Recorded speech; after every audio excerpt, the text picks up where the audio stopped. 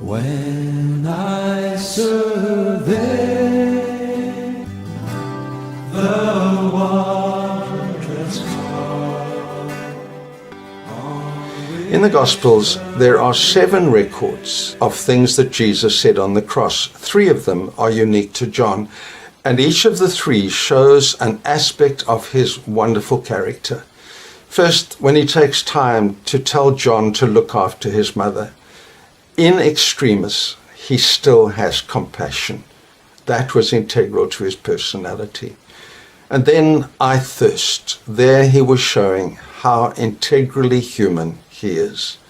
I've been reading a book on the First World War, and they describe how soldiers that are wounded and stuck in no man's land and no one can get to help them, the cry that was most common from no man's land was, "Give me water, give me water." And some of them would crawl into a foxhole and drink the fetid water there, and that would kill them.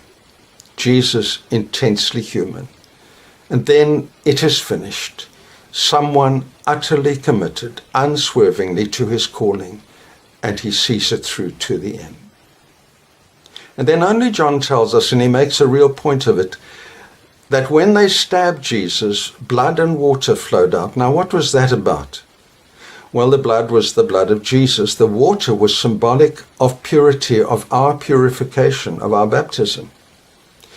But more than that, John was giving evidence that Jesus was really dead, because God knew that in time some people would try to theorize that he wasn't really dead.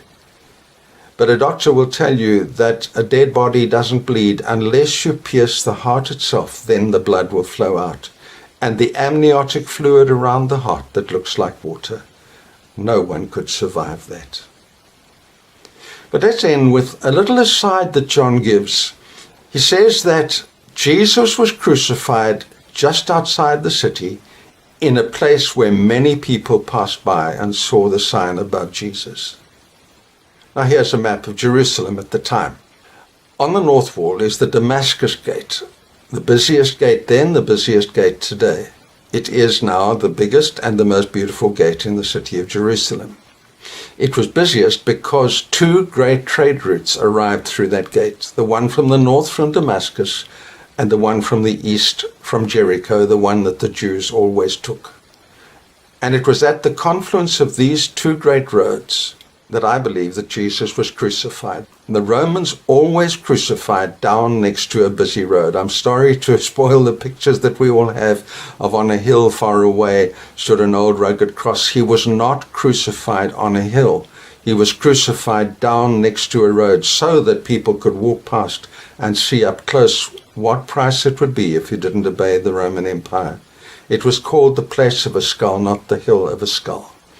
And right there at the confluence of those 2 roads, just outside the Damascus Gate, is a little cliff face that is weathered in such a way that it looks like a skull. Here's a picture of it. First time I was in Jerusalem, I discovered that this place was just outside our hotel. So I decided to get up early in the morning and go and have a nice quiet time and thank Jesus for dying for me. I was terribly disappointed to find that it's a bus station. It's a filthy bus station. In fact, there was a little sort of cave going down below the Skull Hill, and it was full of rubbish, and it smelt. And I was so disappointed. And then it struck me. That's exactly how it was when Jesus was crucified. A place with many people coming and going. They took him to the rubbish dump to put him to death. And as I stood there, I watched all the people coming and going, not giving the faintest thought to what this place signified. And I was reminded of the verse in Lamentations, "There is no sorrow like my sorrow. Is it nothing to you, all you who pass by?"